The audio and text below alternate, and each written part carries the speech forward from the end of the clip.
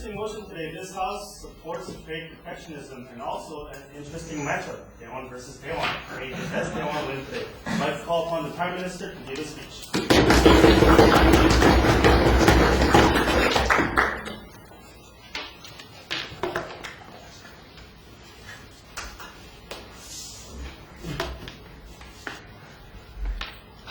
Ladies and gentlemen, freedom can only come in moderation. Unchecked free trade, unchecked freedom to that extent, without any kind of regulation, will only cause a detriment to the economy on both the individual level and on the industry level, and exacerbate social inequality, which is already rampant in today's global society. But before we move on any further, I'd like to define certain key terms that will help us focus the scope of this debate. We'd like to define protectionism, a key term in this debate, as an economic policy of restraining trade between nations through methods such as tariffs on imported goods, restrictive quotas, and a variety of other restrictive government regulations designed to control economic activities. This is a relevant dictionary definition. However, before we move on to our substantive case, I'd like to give you the context in which this debate occurs. In a world that is growing integrated politically, and more importantly, perhaps economically, whether or not to implement economic regulations against free trade is becoming a major issue around the world. Yet, because the interests of a domestic nation must be to ensure the livelihood and the industrial growth of one's domestic nation and not the macro view of the entire world, it must be said that trade protectionism is necessary in some cases in order to restrain the rampant excesses of free trade. Ladies and gentlemen, as the proposition side first speaker, I'll tell you about how protectionism is essential to economic growth, and secondly, how unmediated free trade perpetuates social inequity. Our second speaker, Do Hyung-kwon, will tell you how unmediated free trade leads to an exploitation and a complete disregard of the regulations that are set in place in society today. So without further ado, let's move on to our first substantive case. Protectionism is in fact essential to economic growth. Industries, especially nascent industries, must gain competitiveness before they can compete on an equal playing field with more developed economies. All developed nations have, no thank you ma'am, all developed nations have indeed taken this course of action before they went on to achieve greatness. Let's take the example of the United States of America. They instituted vigorous protective tariffs against England and the European powers in order to develop their own industries. And after they did so, look at what they are now. An economic superpower which contributes to a great percentage of the world's entire GDP. And we need to recognize the need for the defense of certain industries which are crucial to these nations to survive on any level. No, thank you, ma'am. We need to protect these industries until they grow to a certain stage in their development where they can compete globally and internationally. And this would indeed bring better benefits for the consumers as well, because they would have a wider variety of goods to choose from. If free trade were to be implemented rampantly without any regulations, then these nascent industries would have fallen, and the various diversity that they might have given in the long run would be destroyed. And therefore, diversity would in fact be hampered by free trade. No, thank you, ma'am. Let's take the example of the Japan automobile industry. They first exercised tariffs against the US automobile imports, and now it's more competitive than the Detroit car makers. While General Motors is declaring bankruptcy, Toyota is now the world's biggest car maker. So we can see from past precedents, ladies and gentlemen, that trade protection to some extent actually increases the ability for these industries to grow and benefit consumers and industries and countries on all levels. Let's also take the example of Jollibee, but before we do so, yes ma'am.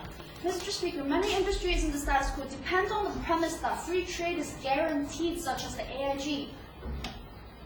Well, unless she elaborates how the AIG is dependent on the global economy, I can't really refute that point. However, what is pertinent in this debate is that protectionism is necessary, and we have proven to you this through precedents that have already occurred. And I'd like to give you another precedent, Jollibee. It is a fast food chain made in Asia, and it has the biggest market share in Southeast Asia. And this was able to grow because of the exercise tariffs against McDonald's and Burger King until the company could grow sufficiently in order to provide the customers and the industries and the nations with a sufficient service that would be competitive on a global field.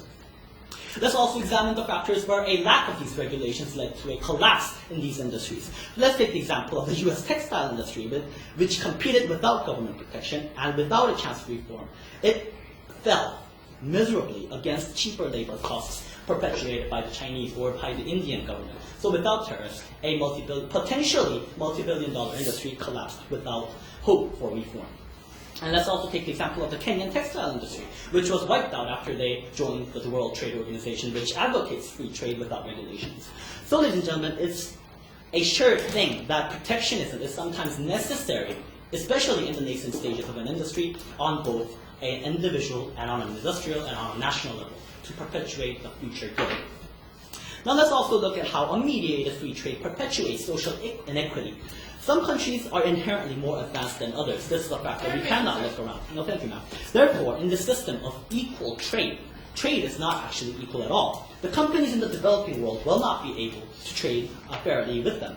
Let's take the statement from Paul Craig Roberts, the father of Reaganomics. He analyzed that the free trade model was actually reverse protectionism in disguise. By ruling out revenue tariffs on imported goods, they were actually filling in their tax revenues from solely the domestic companies, and therefore placed an undue burden on domestic companies, which actually led to the failure of these domestic companies. What do you say to that, ma'am? We challenge you to prove to us how the playing field will be leveled out if we just keep having protectionism. Well, ladies and gentlemen, if we do not have tariffs, how can that ensure that these companies are able to grow? Let's say I started a fast food chain, and could that reasonably, without any government intervention, grow to the extent where it can compete against McDonald's and Burger King? Certain tariffs are necessary, in fact, to allow growing industries, beginning industries, to grow to a multi-billion-dollar industry, ladies and gentlemen. So we've proven to you how free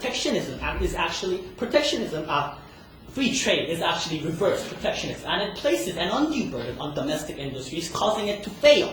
If industries would collapse because of the perpetuation of unregulated free trade and jobs are lost, the governments, ladies and gentlemen, have a duty to step in, because its foremost policy, its foremost duty is to provide safe jobs, is to provide food and healthcare, and is to provide these people, its citizens, with a method to make a living.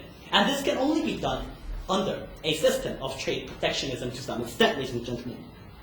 According to the World Trade Organization, its system of free trade on textiles and clothing costs the developing world 27 million jobs and $4,000 billion in lost exports a year. And this is an exploitation from the developing countries by the developed nations. And this exacerbates the social inequities that are already rampant in today's global society. Also, the liquidity and assets would move capital to areas which produce most profits. Therefore, let's say that a developing nation worked hard, produced a lot of grain. However, under the laws of comparative analysis, they sell these grains to the developed world, which can pay a lot more money for these goods. Therefore, ladies and gentlemen, the poor people living in Kenya will therefore have no means to buy food. Social inequity is perpetuated by rampant free trade, unregulated free trade. Ladies and gentlemen, we cannot, as a responsible government, take the stance saying, oh, we believe in Ricardo's comparative analysis theory. We believe in him explicitly. Therefore, we're going to say, the hell with our analysis. We're not just going to say that these people can do whatever they want because competition and freedom is best. Freedom must come in moderated amounts, ladies and gentlemen. And if unregulating the economy means the death of our industries and the starvation of our people, then, ladies and gentlemen, trade protection is and can and must be supported. Thank you.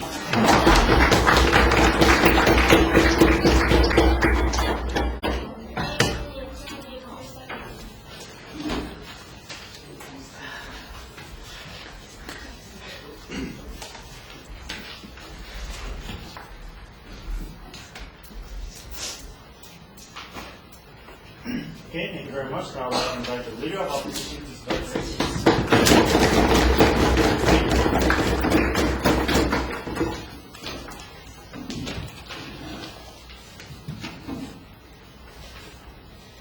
Ladies and gentlemen, I very much respect the Prime Minister as one of my big mentors in debate.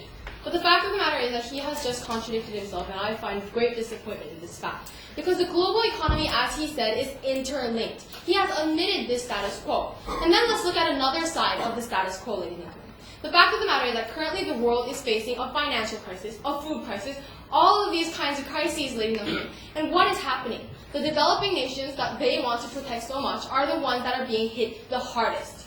So what can we do in this situation, ladies and gentlemen? Because both developing and developed nations suffer, we need to find a mutual way out of this crisis. But what they're trying to do is separate them and make everyone die. We have to remember this fact, ladies and gentlemen. The crash occurred for both developing and developed worlds mutually because the global economy is interlinked. The crash was more severe for every sector in the world because the global economy is interlinked. Therefore, to get out of this, we have to find a solution together. The way that the global economy can reestablish its order together. No, thank you, sir. So, ladies and gentlemen, we would like to establish, the office would like to establish the team line. But why should we kill all when we can all rise again together? Now, our first speaker, myself, will be giving the argument about how this protectionism is harmful. It damages economies that are export-oriented and it slows down their growth. I will also be elaborating about the second argument, about how it perpetuates a bad situation, because it brings reciprocal damages. And then our second speaker will be talking about our third argument, how protectionism blocks progress. It delays innovation and development. And our third speaker, finally, will be substantiating the opposition case and rebutting the proposition. But before we go on to our constructed case, let's look a little at what the proposition has said today. Now, first of all, the proposition has talked about their context, and I've already rebutted that point about how because the globe is interlinked, and which was proved by the mutual fall throughout the world, we need to find a solution to this together. And then they give their first argument about how it's essential to the economic growth, that we need protectionism for economic growth. And the Prime Minister basically said that we need to wait. We need to protect and wait while industries and companies gain competitiveness. He gave the example of the United States. But we say, how long are we going to wait?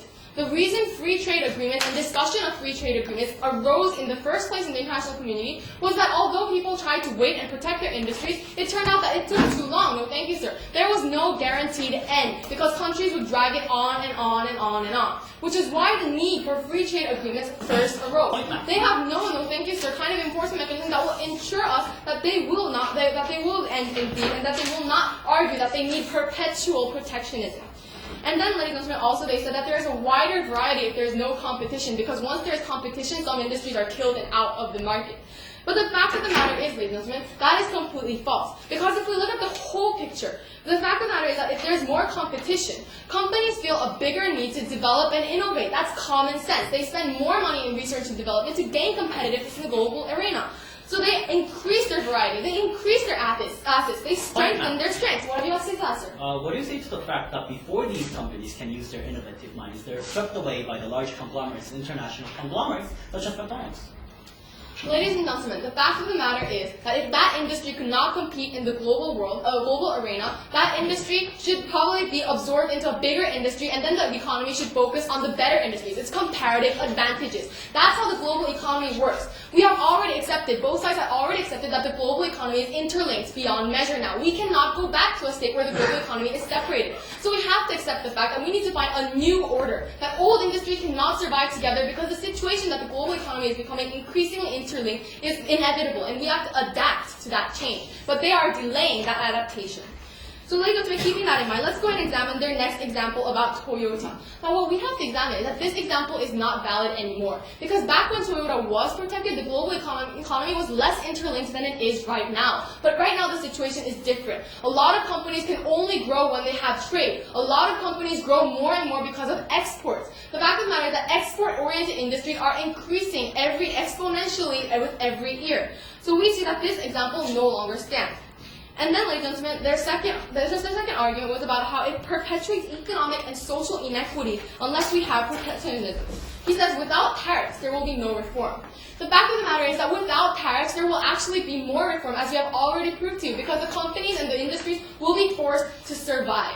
Now we say actually that maybe there could be agreement on the slowly carrying out this kind of free trade. But what we say is that there should be no absolute protectionism. So ladies and gentlemen, we look at the Kenya textile industry that they have mentioned. But again, we would like to mention that because the global economy has a new interlinked order, we need to find new industries in each economy and a way for the economy to cooperate in that global order.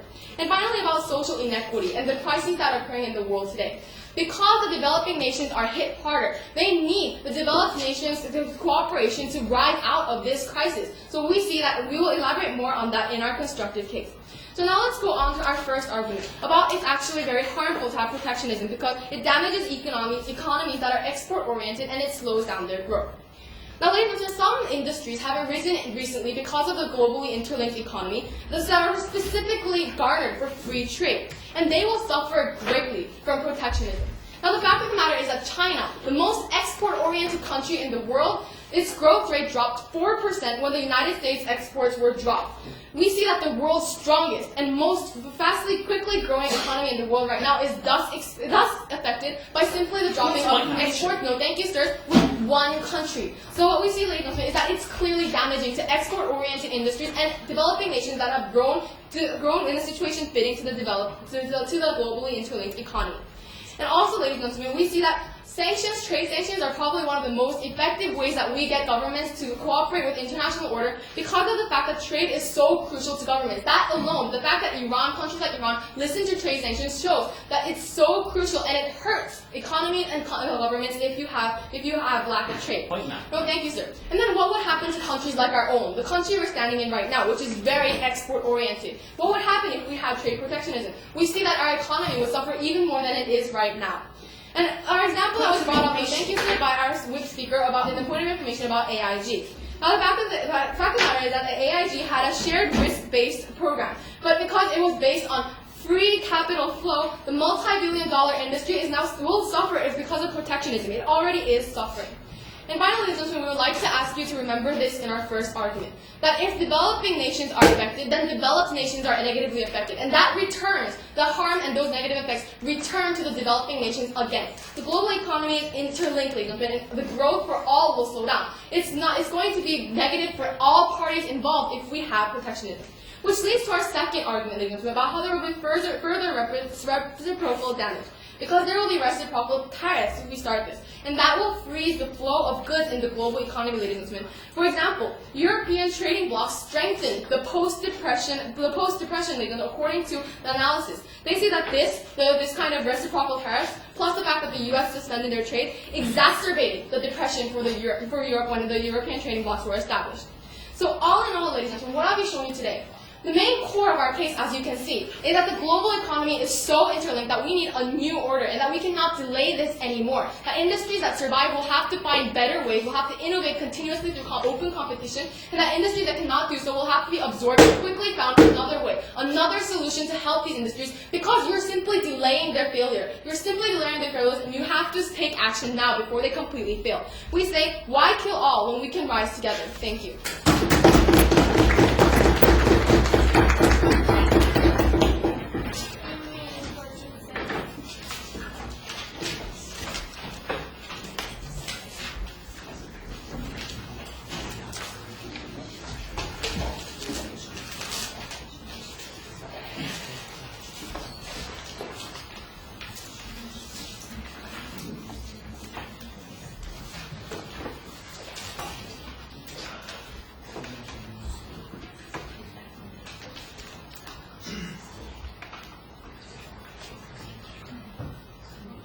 Thank you very much. Now, I'd like to call for the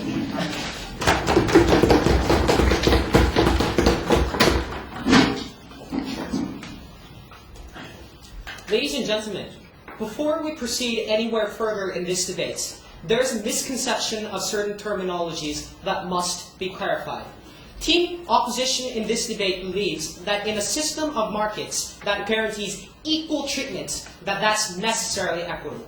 What we say on side proposition, ladies and gentlemen, in a situation by which there's no level playing field, by which industries can trade fairly with each other, then that's not equity, ladies and gentlemen. That's heartless equality. On those grounds, ladies and gentlemen, we would like to beg you to propose. Now, before we move anywhere further, let's extend Team Proposition's case. Our first speaker came up here and talked about how protectionism is essential to economic growth. And the only rebuttal that they had to this argument is that how long should we wait? We have two responses to this refutation. Firstly, ladies and gentlemen, so Team Opposition is proposing that instead of waiting, we should push these industries out to the market before being ready and being massacred by industries who are intrinsically superior and have better goods, have better infrastructure than these industries.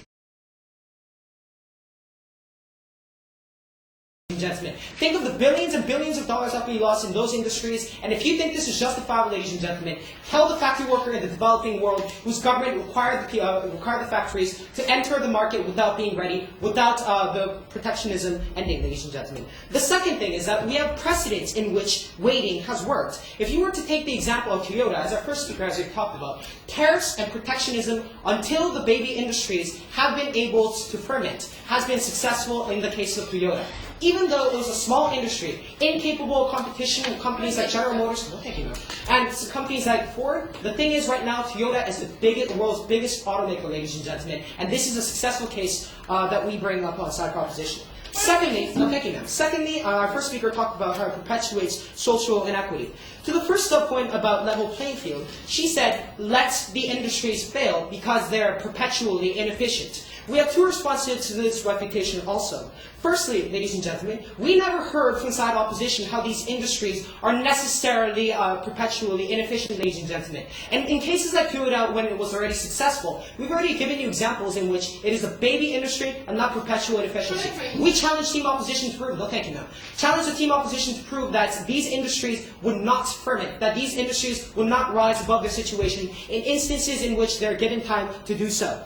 The second thing is that if we let these industries fail, is that the jobs would be lost. Hundreds and hundreds of thousands of people, ladies and gentlemen, work in, for example, the Korean agriculture industry. If the Chorus FTU were to be put into power, all these people would lose their jobs. And because in the absence of a social safety net to make sure that these people, that these people would be guaranteed their rights, that these people would be guaranteed their social safety net, that is very irresponsible action on side opposition in this debate, ladies and gentlemen.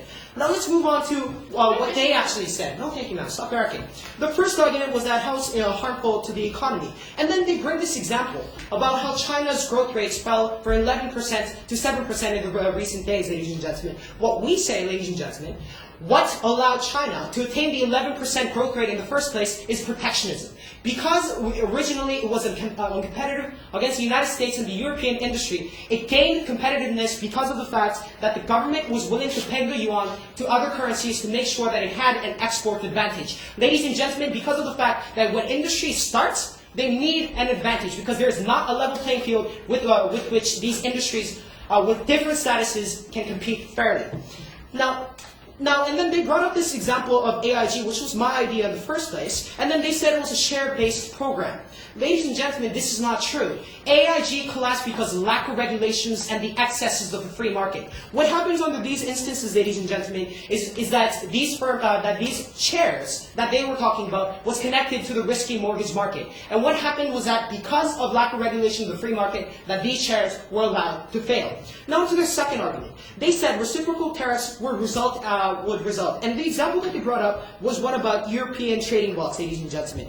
Ladies and gentlemen, we don't advocate the 900% tariffs as they had in the European trading blocks. What we do advocate, ladies and gentlemen, is freedom in moderation. Because we say, that equity, that equality is not equity, ladies and gentlemen. And instances in which, where there's extreme protectionism, that's not something that we're willing to condone on side proposition. Now, to move on to my own substantive case, I'm going to deal with a little bit about how a mediated free trade leads to the exploitation of regulation under the team line that equality is not equity. Firstly, on the level of the environment, and secondly, on the level of human rights. What we say, ladies and gentlemen, is that in instances in which the economic activities of nations are not limited, what happens is that the companies can choose to enter developing nations to exploit the lax regulations. And even though we do concede that in systems of protectionism, this may be possible, unlimited free trade allows the movement and the crossing of economic borders much easier. Now to the first issue of the environment. Ladies and gentlemen, whereas there's stringent environmental regulations in the developed world, there is not any regulations on the developing world. And that's what incentivizes corporations from the developed world to move to the developing world and to exploit the environments there. Let's take the example of Royal Dutch Shell. In Nigeria, it spilled massive amounts of water in one of Nigeria's main rivers, and much of the food crops were destroyed. And so were the water supplies. Ladies and gentlemen, Nigeria is a nation upon which it depends upon 60% of its economy on its agriculture. And in instances in which its food crops were wiped out, in a minute now, its food crops are wiped out, it means that the people starve and that they die. Isn't that true, ma'am? That's not true, because that's not an example that's related to the detriments of free trade. It doesn't prove your point in any way. Okay, let me talk about how it's connected to free trade. Thank you for that point. The thing is, Nigeria's government, under a system of no tariffs, under a system of no taxes, invites foreign companies to come and work within their borders because of the fact that increases their economic profits, ladies and gentlemen. And because it is exactly precisely the lack of regulations that's caused by the free market that allows these governments to perpetuate these environmental exploitation. That's what we stand opposed on side proposition in this debate, ladies and gentlemen.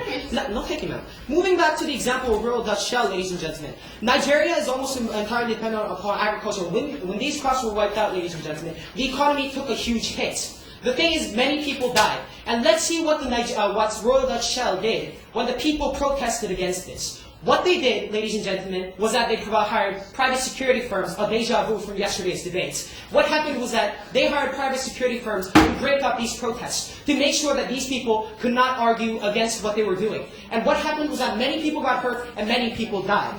The second example that we have for you is that of Union Carbide. It spilled mercury into India's water supplies and poisoned and killed hundreds of people. However, its chief executive officer is still free.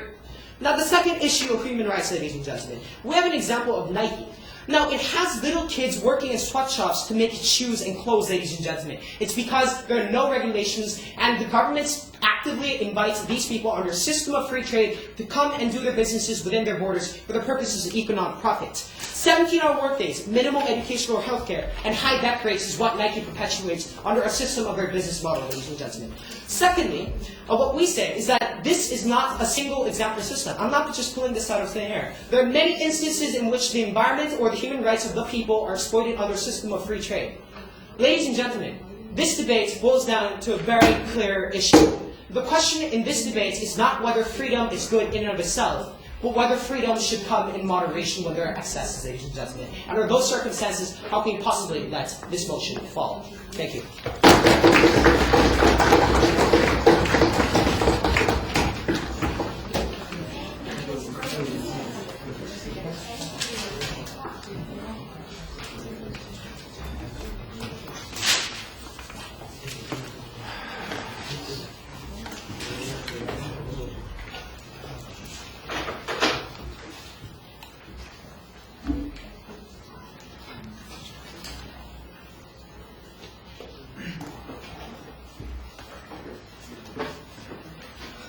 All right, thank you very much.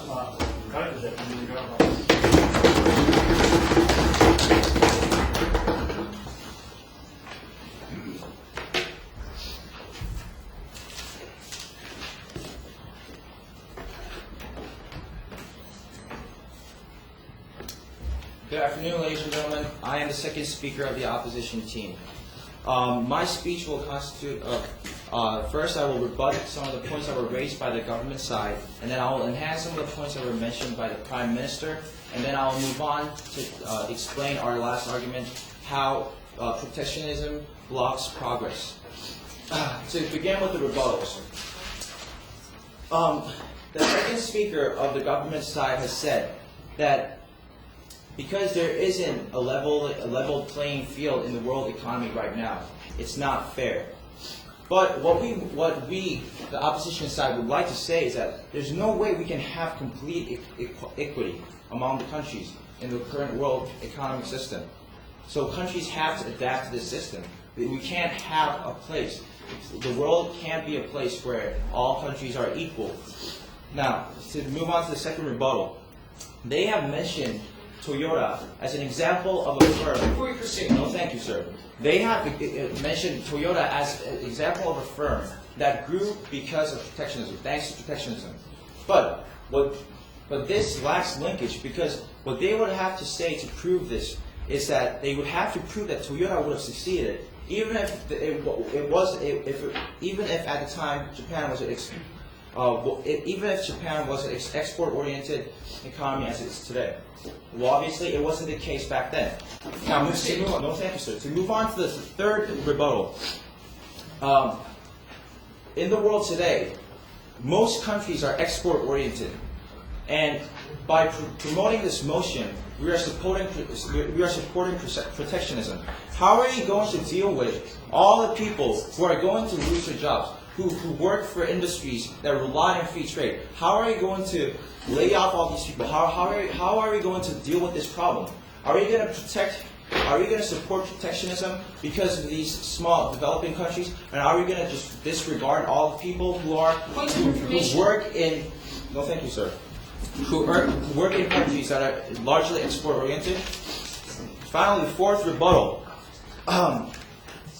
They have said that developed countries go into the developing countries and they severely harm the economy and the environment of those countries.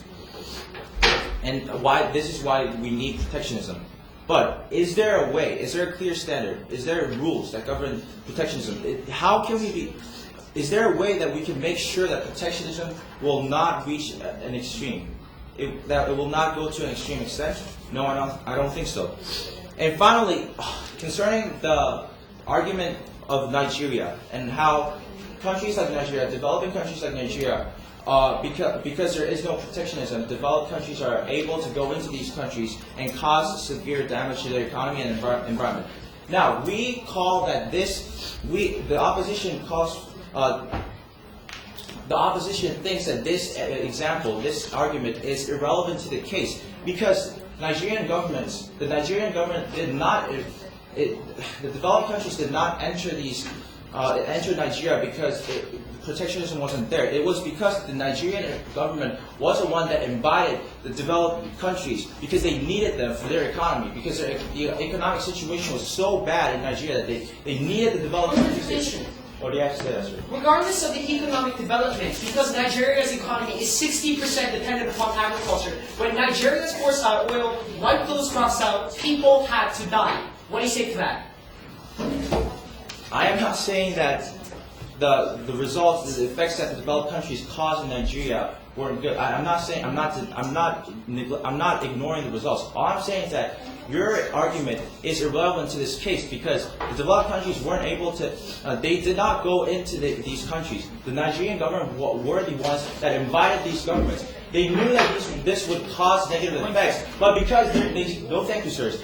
Because they thought that their economy was so severely damaged, in such a bad state, they needed this developed countries. They were the ones who invited it. So that is why this example is irrelevant to the case. Now, to enhance some of the points that were mentioned by the Prime Minister, I would like again to emphasize the fact that the global economy is interlinked.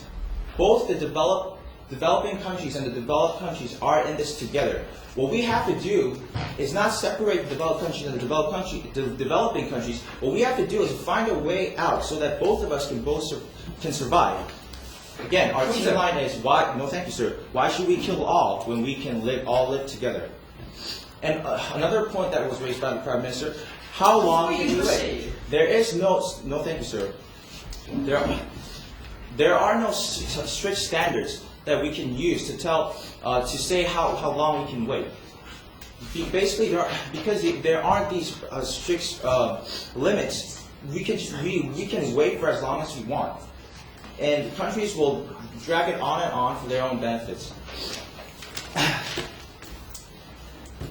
I would like to emphasize the fact that competition, because the world economy is largely based on fair trade, competition is the best way and the fastest way for industries to grow. Protectionism, it may prove to be effective in the short run, but if the small countries can't compete with other companies, maybe they should be absorbed to larger conglomerates. They should be absorbed in absorption policies that will help the infant industries adapt to the world economy. No, thank you, sirs. Now, finally, to move on to my substantial argument, how protectionism will block progress. Now, protectionism, this will block progress for a very simple reason. If there is protectionism, The industries that are already successful will stay successful no matter what. Because there will be so much less competition, they wouldn't invest their money into research and development. They wouldn't pay attention to innovative ideas because they will continue to sell. They will continue to have customers. No, thank you, sir. They will continue to have customers no matter what. And this is a severe problem. If we don't have research and development, we cannot move towards providing a better quality. We cannot. This is not a very good solution because we need to have innovative ideas. We have to move forward. And as an example, there was a porous FTA. Now, if there wasn't the porous FTA, Korean farmers wouldn't have developed the quality rice that they have right now. Because American rice is much cheaper, and because their lives were going to be affected by the American rice coming into Korea, they had to work hard. They had to come up with innovative methods to develop the quality of Korean rice so they can compete with the American rice. And this shows how fair trade caused people to work towards improving things. And this is why we need fair trade in our world. Thank you very much.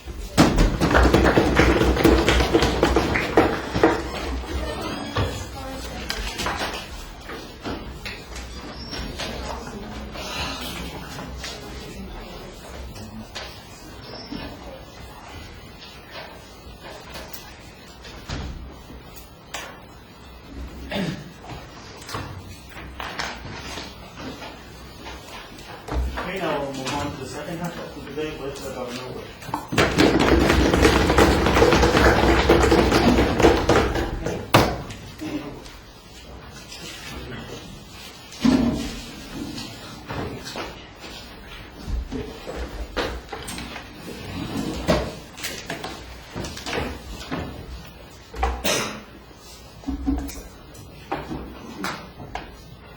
Ladies and gentlemen, we are all rational people. We all know that the economies of the world are interlinked. But we do not know the fact that, as they have so blatantly argued, free trade is the way out. They have been saying that we should find a way out together instead of collapsing all together. But the fact of the matter is, with limited protectionism, in other words, moderated freedom, we can also find a way out together. And under their policy, which believes in blatant free trade without any regulations, this will not work, and the values they believe in will not be fulfilled. Now, the very issue of protectionism, as mentioned in the motion, we have mentioned in our definition that protectionism includes things like tariffs, regulations, or maybe trade barriers. But the fact of the matter is, Team Opposition has painted the government side as if we're going to go hardcore protectionism, we're not going to have any trade whatsoever, and therefore these companies will not develop at all and will fail altogether. This is not the case. As we said, we are all rational people. In the world today, what we mean by protectionism is that we have certain regulations, thank you ma'am, under certain circumstances in different countries, so that each country, if it's nascent, you have more protection. If it's very developed, you have less protection. That is the way to go. And that is why the government has been coming up here constantly and saying that limited forms of freedom, limited forms of protectionism must be fulfilled in those circumstances. No, thank you ma'am. As I said, they said we must find a way out together. Yes, exactly. However, we have to believe, we have to propose as a government that protectionism fulfills this very purpose. For example, as we said before, baby industries in the past, they have developed, and because of this fact, they have gained ground in the international competition. And what is it? No, thank you, man. And they have brought up the issue of why do we have to wait when we can do it now? But this is not the fact. As my second speaker has mentioned, if we push these industries to their extreme right now, when the economy of the world is staggering altogether, we're not going to solve any of these problems. In these circumstances, we need some regulation. Some countries must be protected, some countries may be well off without protection. But the fact of the matter is, we believe as the government that some forms of freedom and some of this has to be moderated. Yes, what do you have to say exactly? We challenge you to prove to us that if you have protectionism, the infant industries will not die out in competition within that country. Well, the fact of the matter is, it is much less likely that these infant industries will die out. For example, as you mentioned before, Toyota or many other industries in Korea, For example, in Korea in the 1970s and 1980s, we had trade protectionism. As I will mention later on, we had some forms of regulations, we had tariffs, we have subsidies by the governments in order for these governments to fund some of these companies. And this proves that each country has power to take care of its own domestic industries. But take another situation, their situation, where we leave it all to the international order, the law of economics. How can we possibly believe that these baby industries will actually have any chance of survival in the world of McDonald's, all these big companies that can actually absorb these industries? Now, I would like to move on to the 3 points of contention that Team Proposition has found in today's debate. The first point, is protectionism effective? The second clash was, is protectionism fair for all countries? The third point is the nature of free trade. Is it really good?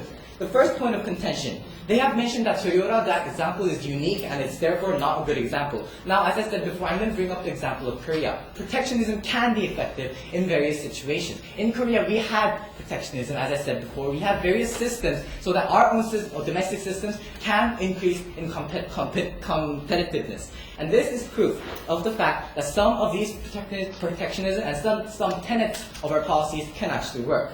And their third argument, which I will briefly mention, was based on research and development. And they said that protectionism is not going to be effective because of the fact that research and development will be slowed down. But the fact of the matter is, in an ideal world, if we have free trade, all companies will strive to develop their own technologies, have unique things, have innovations, and develop and have a level playing ground. But in reality, that is not the case. These small companies in small nations like Nigeria or anywhere in Africa do not even have basic technology to develop on their own. How can they possibly suggest that research and development is going to increase with their policy of free trade? This is not necessarily the case.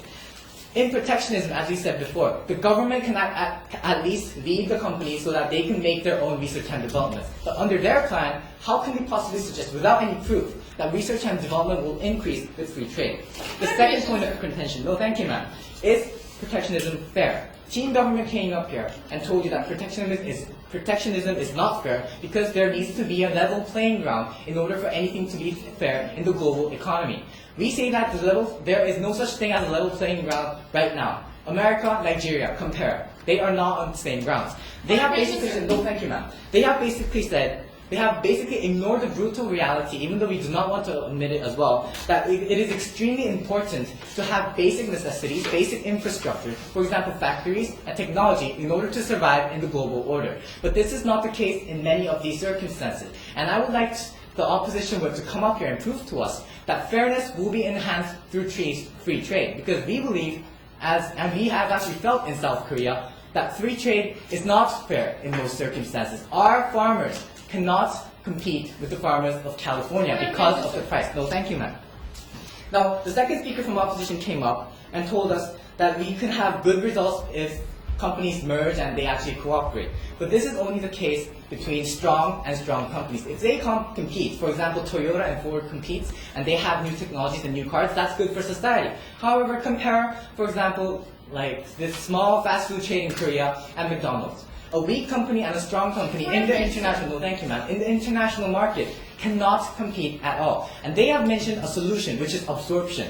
Do you think that is a really good solution? Because first of all, that brings the investments, that brings our funds out of our country, and second of all, that makes our own people lose our own jobs. How can they possibly, no thank you ma'am, how can they possibly suggest that when a foreign company takes over a domestic Korean, any company in Africa, it's going to be good for both countries. We believe protectionism must be there to safeguard some of these companies in order to protect Western influence or any other influence that can come from very big companies around the world. No, thank you, ma'am. That was the third point of contention, the nature of free trade. We have mentioned in this part about the two arguments, about environment and human rights violations. And they have mentioned to our Nigeria example, that the Nigerian government were supposed to know that this was going to happen.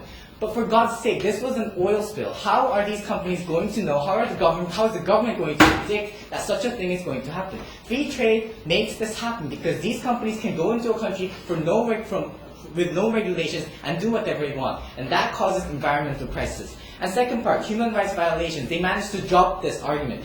Because the proposition believes this is very important because we are exploiting kids, we are exploiting industries and their laborers because of free trade. Protectionism protects prevents these people, prevents our industries from being exploited in the long run. And we believe this is a very big part that contributes to the effectiveness of protectionism. So what have we said to you today? We have asked you a very critical question at the very beginning of our speeches. We have asked you that is equality and equity, and also we have asked you freedom has to come in moderation. And we believe to that question we have to say yes, because ultimate freedom, if you see in society, ultimate freedom causes chaos. And in the economy, it causes even more chaos. It damages the environment, the economy, the industries, the human rights, whatever you can name. And we believe as proposition that we must have some forms of mechanisms that can be effective in protecting our industries and the world at large. And that is the way that they said we can find a way out together in the long run. Thank you.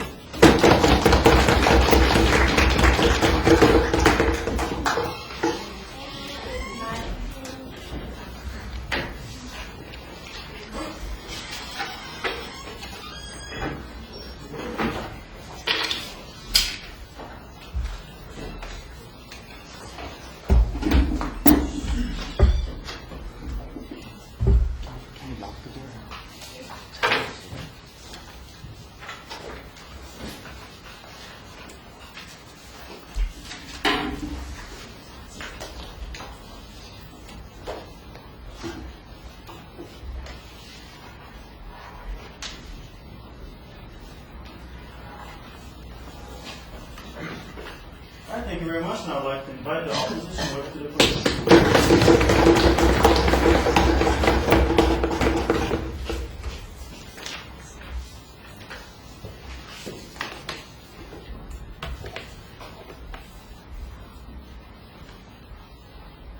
Hello, ladies and gentlemen.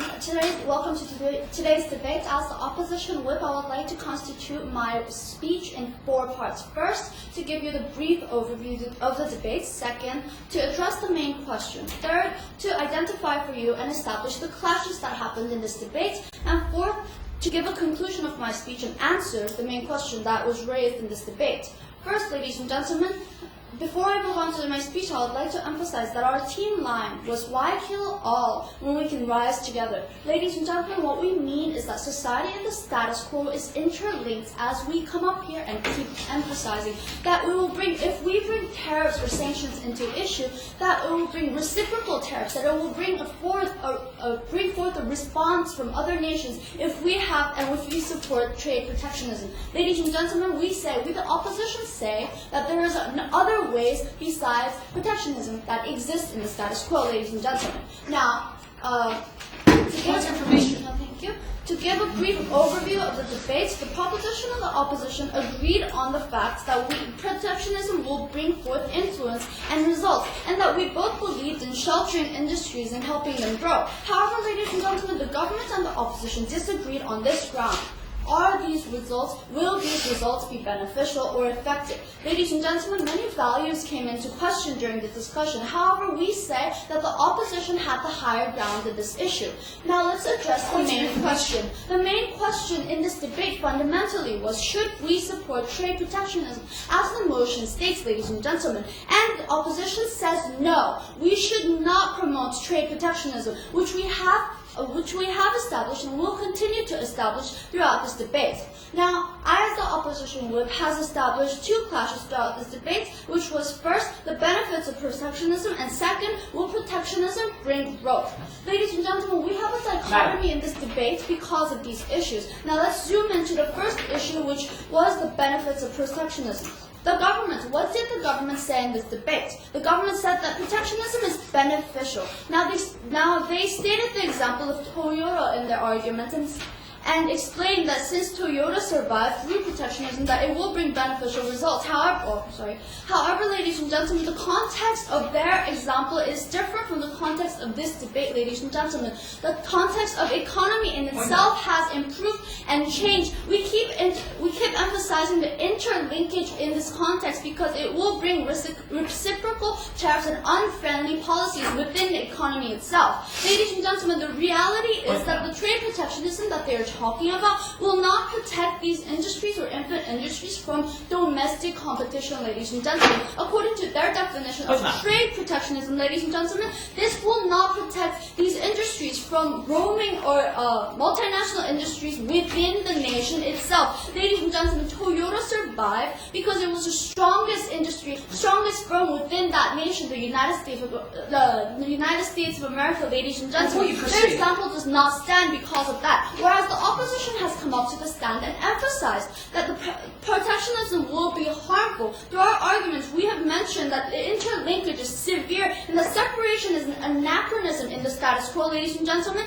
that it will damage industries. Protectionism will actually damage industries and bring forth reciprocal damage within the entire economy. Ladies and gentlemen, we'd like to emphasize and clarify that there is no way to make sure that protectionism will actually bring forth change. Ladies and gentlemen, the proposition has come up here and given us no guarantee of improvement in such situations when protectionism is implemented, ladies and gentlemen, and we the opposition say that protectionism cannot be and should not be perpetual. And also, moving on to the second clash on that point, the second clash was, will protectionism bring growth? Ladies and gentlemen, what the government's stance regarding this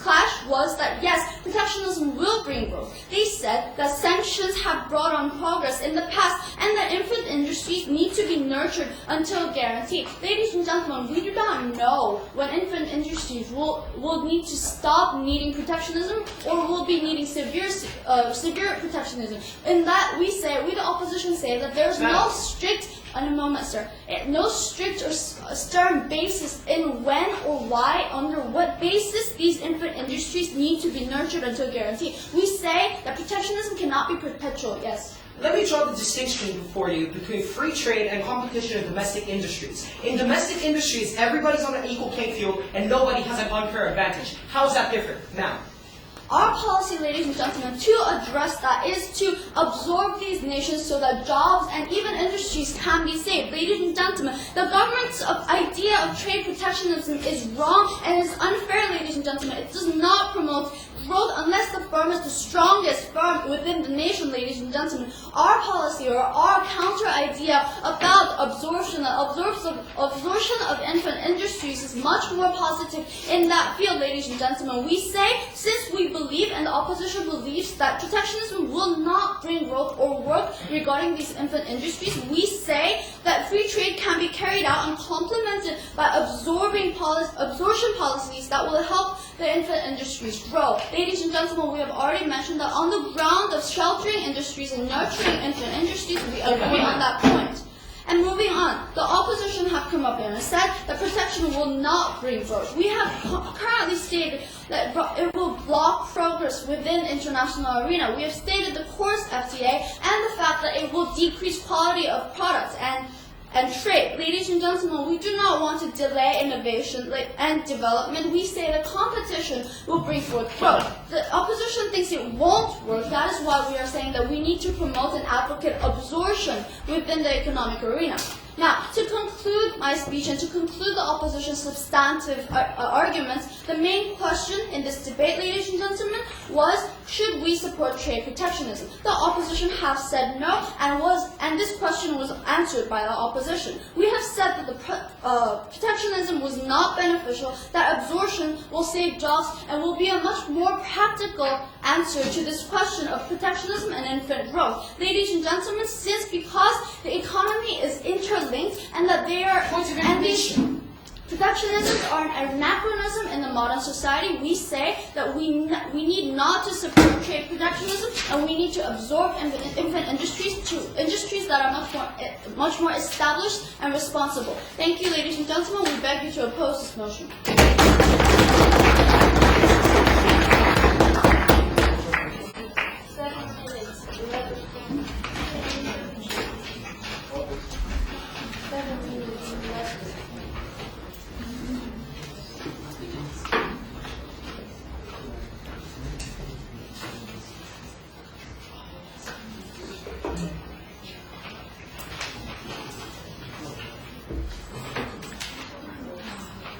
All right, thank you very much. Without further ado, I'd like to invite the opposition.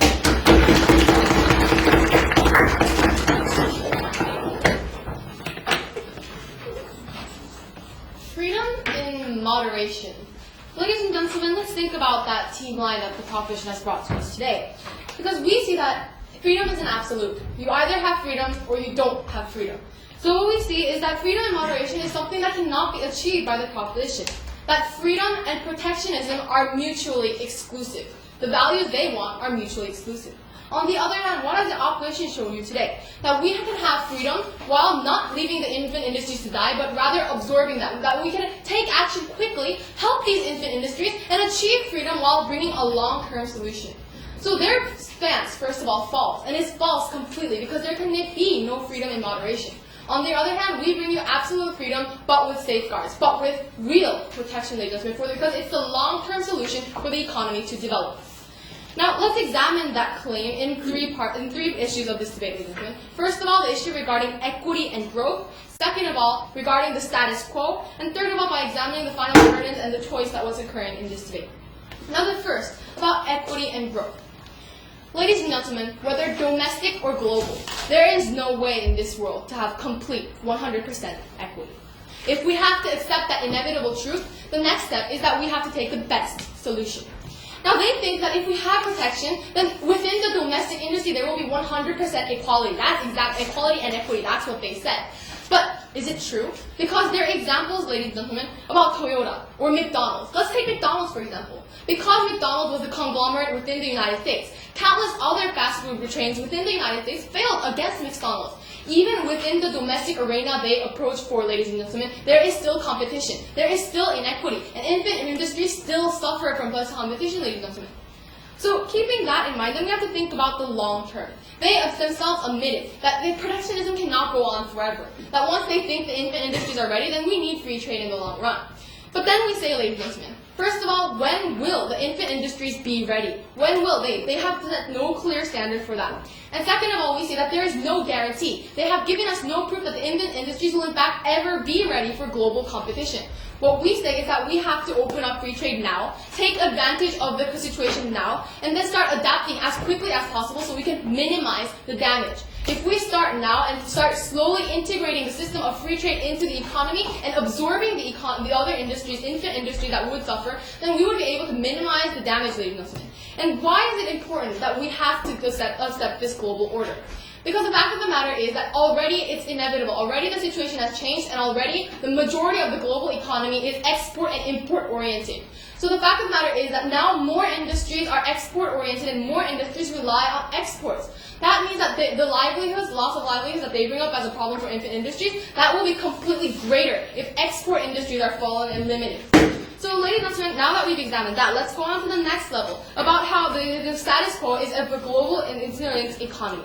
Now they keep bringing up these examples of environmental damage and abuse in developing nations. But the fact of the matter is that's not an issue because of free trade. That's an issue of international relations and legal enforcement. That is not relevant to this debate. And even if we say it is relevant to this debate, the fact of the matter is that these countries can enforce their sovereignty and kick these companies out. But the reason they don't do so is because they still need these companies for their economic development. They're willing to sacrifice their environment, they're willing to sacrifice their children because they need these companies to grow. They need it in their economic system because the global economy is interlinked, and they have already accepted that.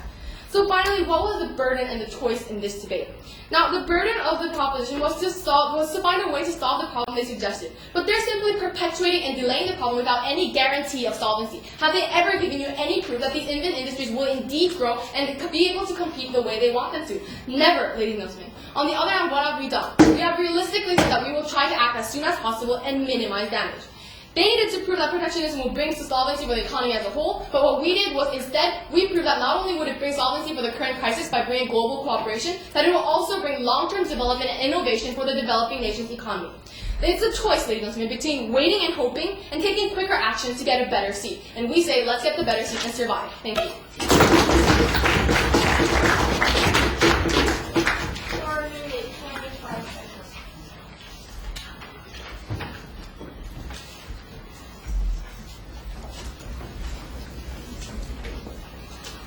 Alright, thank you very much. To end the semi-finals, I'd like to call the request speaker from the government.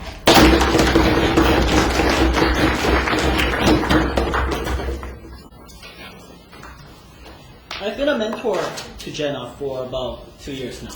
And I was frankly disappointed that she sounded so cold and yet so ineffective before the seminar today.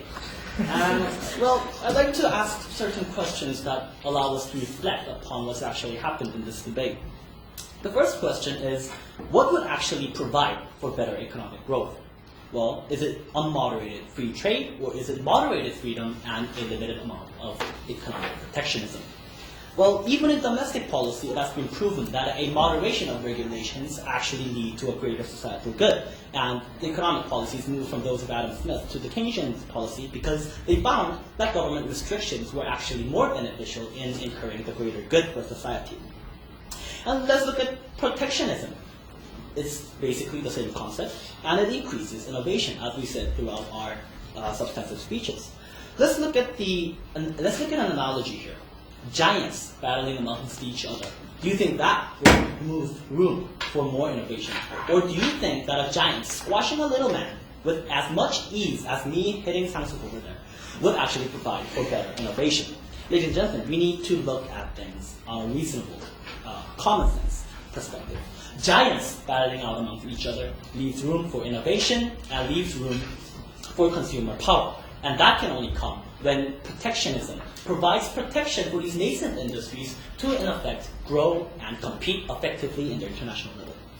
We've given you successful precedents. Toyota and Jollibee, they were successful precedents, and they failed to give any analysis at all, except say they were done some time ago, and therefore they're anachronisms. Well, however, the whole point of a precedent is that it happened before now, and it shows us clearly that it can happen under a model that we now pursue.